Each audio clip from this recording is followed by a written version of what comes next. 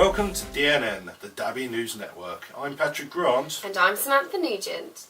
Tonight we hear the story of the horrified subway executives who assume people are buying footlongs to share with friends. And the latest developments in the Shetland Isles bid to become independent from Scottish rule. But first, we return to our main story tonight of stag-do hooliganism in Warsaw. Yes, this is the story of a group of men from the UK who were forcibly removed from Poland after a 4-day drunken rampage through the capital. Authorities have identified the ringleader of this group as a Darren Shelley from Farnborough in Hampshire.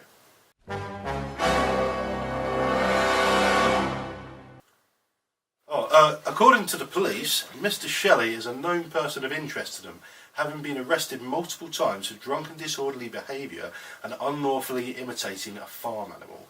What we show you now is file footage filmed by an eyewitness. I love the goat. Yeah, I love the goat. I'm a serious graduate. Look how serious of a graduate she is. Police advise that Mr. Shelley is usually cited with his accomplice, believed to be a Miss Abby Nugent. Miss Nugent is believed to be a follower of a strange spin-off of Christianity, as shown by this clip submitted by one of our viewers. Look, ignore the tiny G's eye and go towards the lights. Stop snorting. Darren, wait. Darren, there's tiny G's eye. Darren, wait. Darren, wait. Tiny G's eye.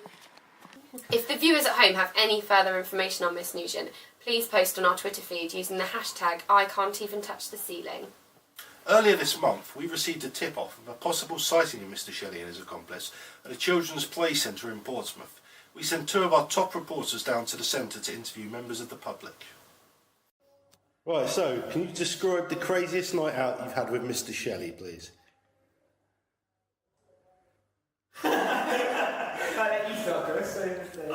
So the craziest night out I've had with Mr. Shelley is probably when we were younger, a night out in Reading, having a nice Thai dinner, very classy affair.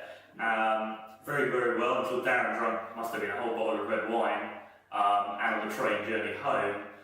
There were quite a few commuters with disgusted looks on their faces as Darren was throwing up all in the train on the way home again. And was you quite when he said, I blame travel sickness? Travel sickness was his answer. All over Justin's brand new trainers.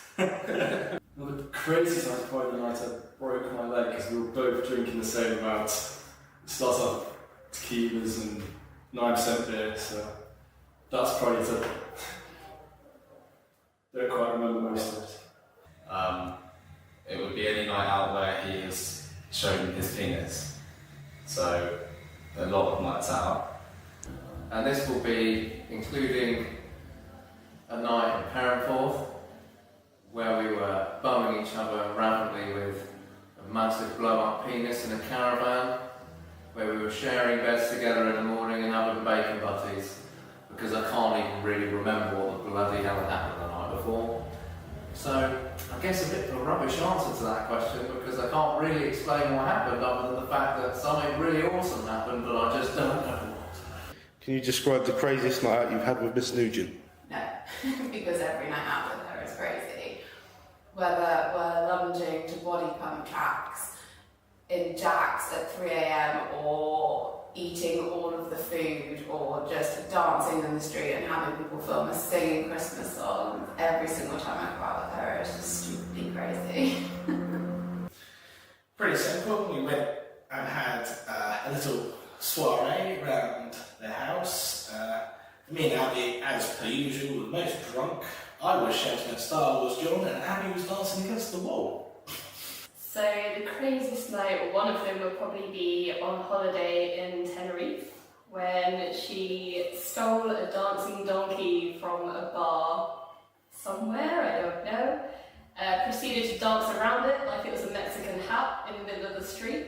The craziest night recently I've had out with Abby would have to be Winchester, which we now have a saying, when you Winchester, because it's when we were out in Winchester, Abby got very drunk, ended up having to get the taxi to pull over, and in the headlights of the taxi she was there, bumming the air, throwing up,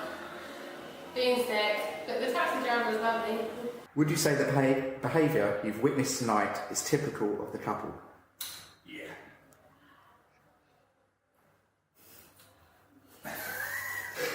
Definitely. They're definitely very spontaneous and they're just so fun to be around. They've both been pretty crazy and it's like not even 12 o'clock yet, and I'm pretty sure they're not even drunk. Yeah, I think the behaviour of both of them, drunk and disorderly, pretty much sums them up. There's no other word for it. Yeah. I'd say the behaviour we've witnessed tonight is very typical of the couple. I think Darren nearly going down face first and Big Red is probably pretty typical. Yeah, it's definitely drunk and loutish, without a shadow of a doubt. Bigger drunks than I am, absolutely terrible. Darren is basically a 14-year-old, and Abby hasn't grown up since school. Theoretically, if Mr. Shelley and Miss Nugent were guilty of any crime, what is the most likely crime you can imagine them committing? I don't know. Drunk and disorderly is definitely the right one. Drunk and disorderly. Again, I think drunk and disorderly sums them up. Yes. Sex in public is a crime, right?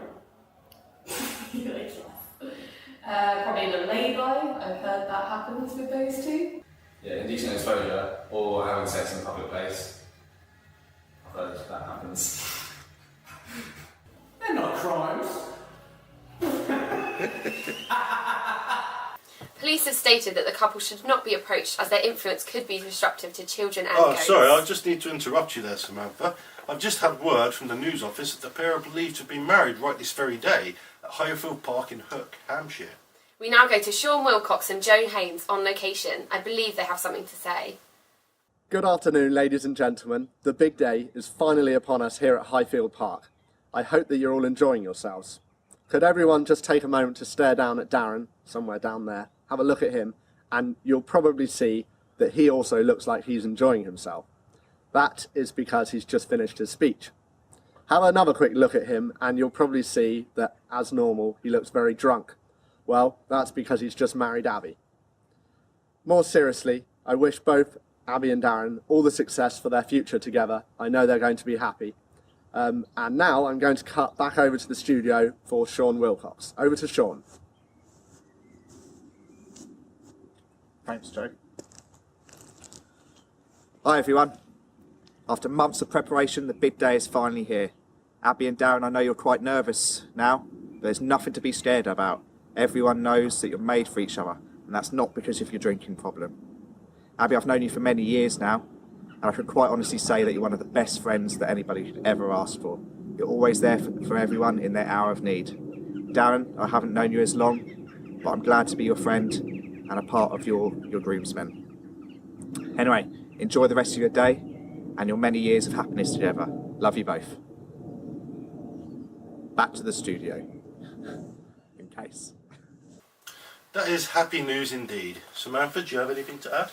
I wanted to start by saying a big congratulations to the both of you today. Hopefully the ceremony went down without a hitch and both of your makeup is still looking fresh. I feel so lucky to have the title of bridesmaid and sister, but not only are you my sister, you're my best friend. And after you met Darren, I can say that I have gained another best friend. I can't think of a better person to start this adventure with my big sister, but don't forget to come and visit your favourite gooseberry. Love you both.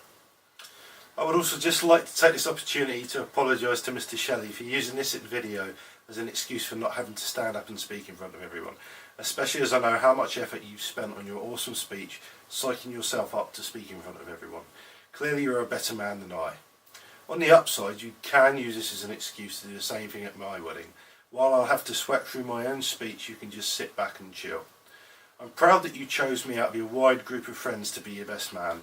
You've been a great friend ever since secondary school, and some of my fondest memories of growing up have been with you. Whether that's pushing each other around in shopping trolleys, nearly getting caught by the police and my dad, who incidentally pulled up right behind the police car, or chilling out at barbecue spraying funny messages onto your parents' patio with a pressure washer. Congratulations to both of you and your beautiful bride Abby. I'm glad that you found someone as amazing as Abby to spend the rest of your life with, and as the other guys have already mentioned, you two fit perfectly together. I wish you all the success in the world. And now it's time for the weather with Ollie Williams. How's the weather, Ollie? It's raining sideways! Thank you, Ollie. That's all from us today. You've been watching DNN News. I'm Patrick Grant. And I'm Samantha Nugent, signing off. Enjoy the rest of your special day. Goodbye. Goodbye.